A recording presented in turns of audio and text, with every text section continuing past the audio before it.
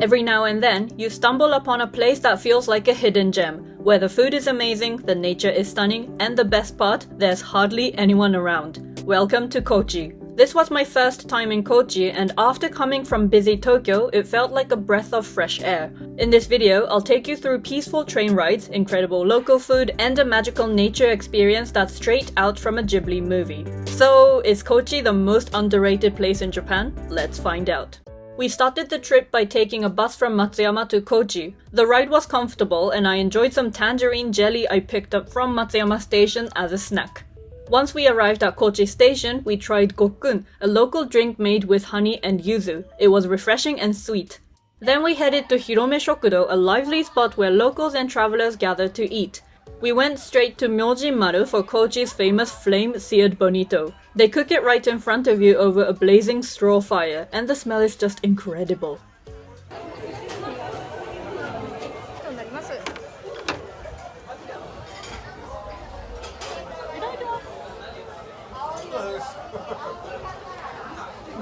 And wow, it was smoky, tender, and so much better than any bonito you'll find in Tokyo. It's one of those meals you have to try when you're in Kochi.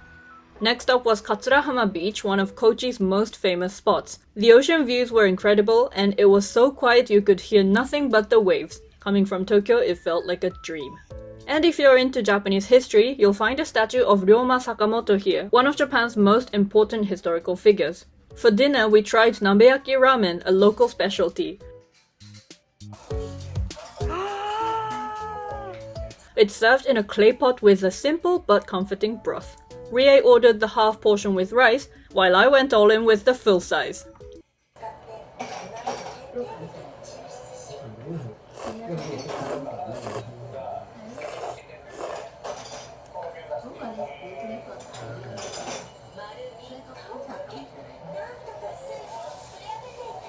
The noodles are pretty firm.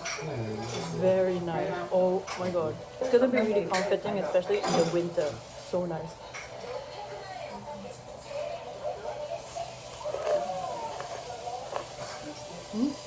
The next morning, we took the train to Monet's garden. The ride itself was peaceful and scenic, one of those moments where you can just sit back and enjoy the countryside.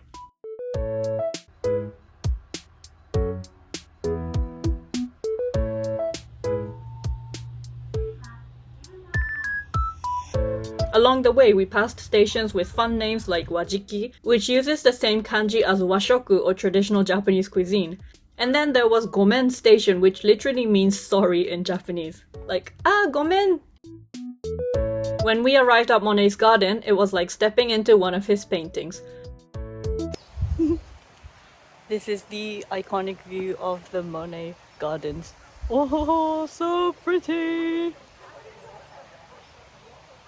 When we arrived at Monet's garden, it felt like stepping into one of his paintings. This isn't just a garden inspired by his art. It's an official sister garden to Claude Monet's home in Giverny, France. But why is it here in Kochi, of all places? Turns out, Kochi's mild climate and abundant nature made it the perfect location for a replica of Monet's iconic gardens. It was built in collaboration with French designers and botanists, making sure every detail stayed true to Monet's original version.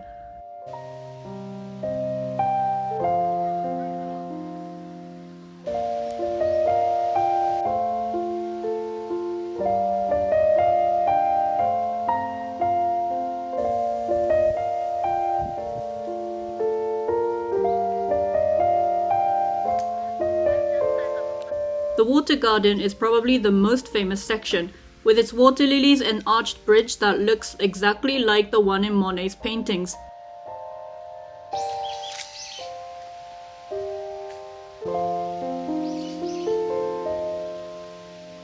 Then there's the flower garden, bursting with seasonal flowers like wisteria, roses, and irises, perfect for a peaceful stroll.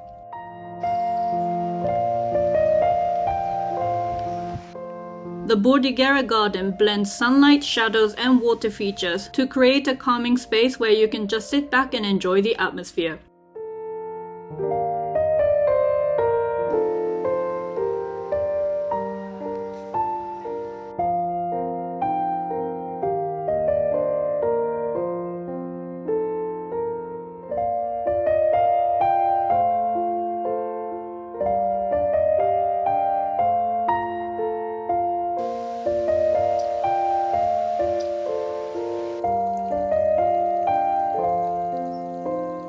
Everywhere we go is so beautiful. It actually feels like we're walking through paintings.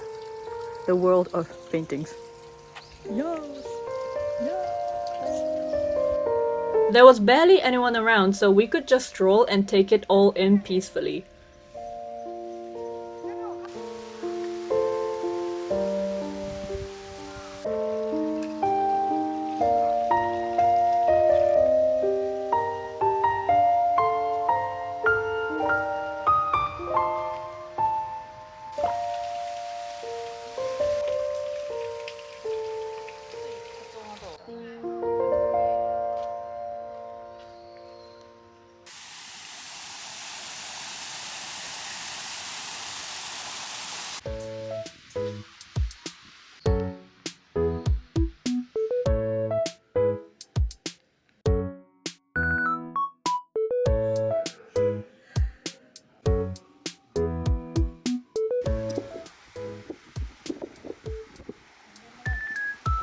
Maison de Monet Café.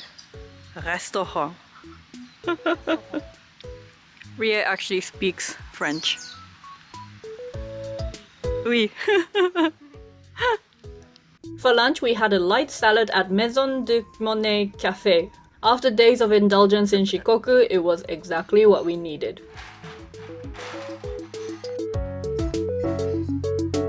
With some time left before our flight, we made a spontaneous spot at Ioki Station. We saw a sign for a nearby cave and decided to give it a try. It looked untouched, with limited maintenance, and after our previous cave experiences on this trip, we were a little cautious. But then we saw a family with a small child coming out of the cave and figured it should be fine.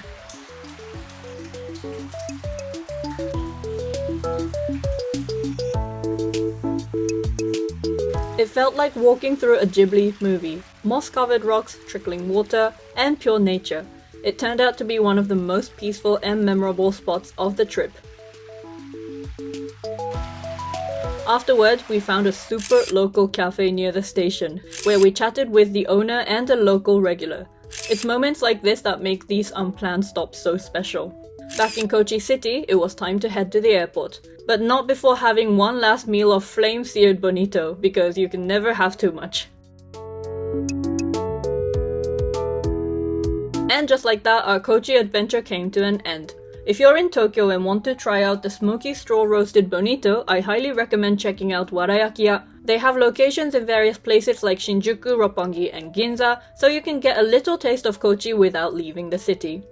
Anyway, Kochi was everything I didn't know I needed. Amazing food, peaceful nature, and no crowds. If you're looking for a hidden gem to explore in Japan, this is it. This video concludes my Shikoku series and thanks for watching. If you enjoyed this Shikoku series, please don't forget the like and the sub. Bye!